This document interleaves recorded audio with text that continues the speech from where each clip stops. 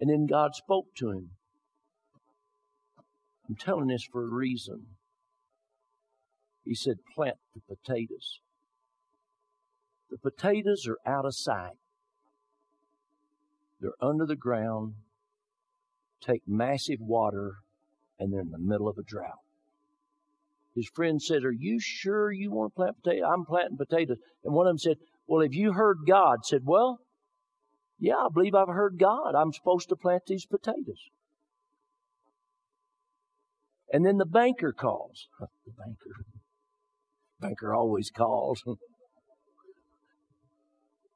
Said, I love you. Said, you're going to jeopardize losing your farm if you plant potatoes. And he said, I really appreciate your concern, your care, because they really cared for him. But he said, don't worry about me. God spoke to me, and I'm going to plant potatoes. They were all looking for the rain.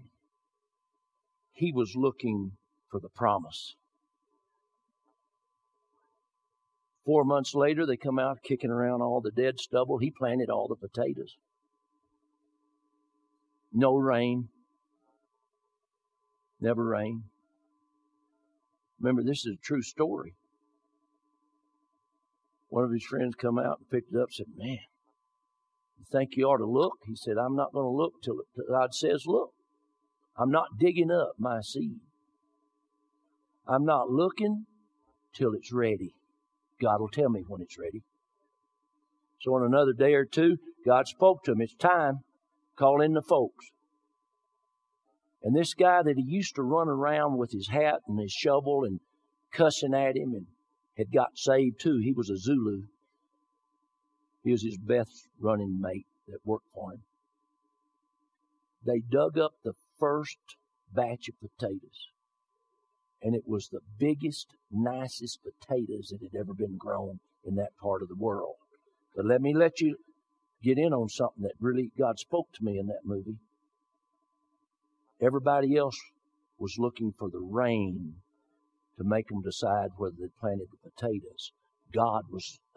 This guy was looking to God in his voice and what he said, whether he planted the potatoes. Not the evidence, and he had to walk around not knowing other than what God said.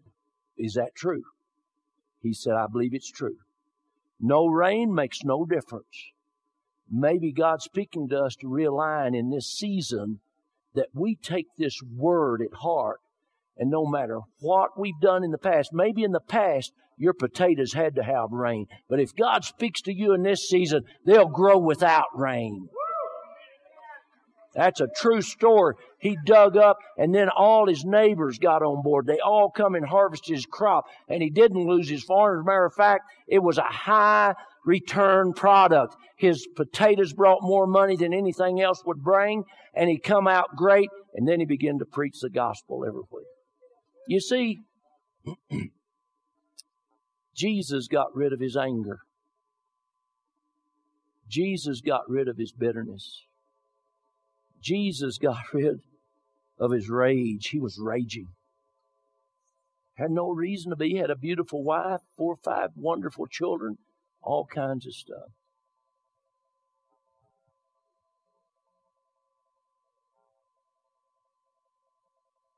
I want you to get rid of brawling and a slanderous spirit.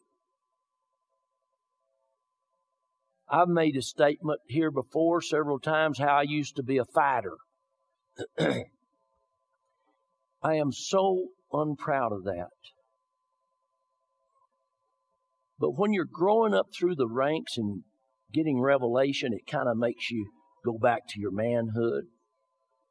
And you remember some of those guys that you punched out, you beat out, and some of them God saved you from killing them. Because I'd rather preach here than down in the Texas prison. Especially when you're locked up on the inside. And it's easy when you've been a brawler, if you begin to talk about it, for that spirit to try to come back up and make you feel, doesn't it, Steve? It kind of makes you feel like you'd like to punch somebody's head in. That's a spirit. We need to get rid of that brawling, slanderous type spirit by making a decision. I remember I've had as many as 5 fights in a bar at one night. Usually the last few I couldn't remember much, but what I'm saying is this. This is your pastor. Before I had a transformation, all you can label yourself is sinner. And we need to get rid of those sin tags hanging on us and get past that so that we walk with the character of God flowing out of us. Jesus was not a brawler. Jesus was a person that walked on the scene, and whatever the problem was, he could meet the need. Even when he come to his hometown, and he wasn't saying the words they thought he ought to say, and they was going to kill him and throw him off the cliff, he did not have to raise a finger. He walked in the power and presence of the Word, which he was the living Word, and walked out of danger right into safety with nobody touching him, and he touched no one because of the anointing of God on his life.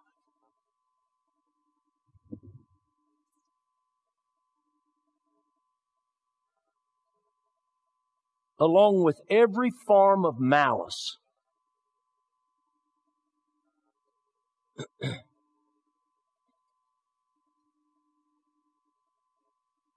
you know, you can't be vindictive.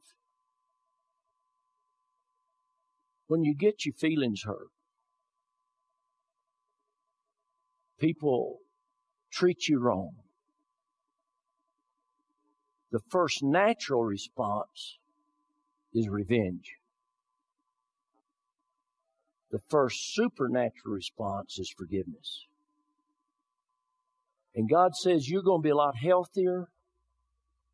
You're going to get down through life a lot better if you'll learn how to get rid of all malice and vindictiveness. That malice can be when you step back and walk back and just try to find a way to get even. Lay it down. He said that He would come against your enemies. You don't have to. Your enemies are His enemies. But He's telling us how to operate in the character of God. Living up here, we've had a great opportunity, and I'm just now getting the revelation of how to minister here. Only took me 5.5 years. Took Paul 14.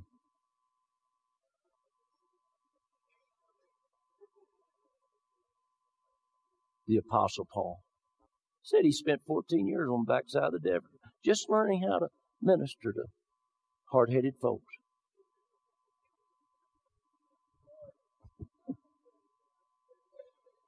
And Paul was hard-headed more than any of them, so is this pastor. Used to be. I'm going to tell you something. If we will do what this little verse said today, understanding, I'm not even to James where I was going to talk about the words of the tongue. And I'm not going to get there, but let me tell you something. If we get this strapped up today, it'll be like a rocket launch. It'll be like us coming up on our spiritual ladder so far that God can begin to speak to us and we can begin to hear Him. And then we'll begin to act.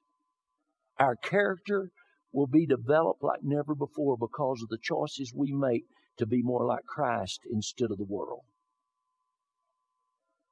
You understand what I'm saying? The way the worldly man handles a deal is to punch him out. The way a godly man handles a deal like that is to get him saved. But it's just a training. This is like a training camp, isn't it? Be kind. See, this is going to be I mean, this is tough stuff here. He's telling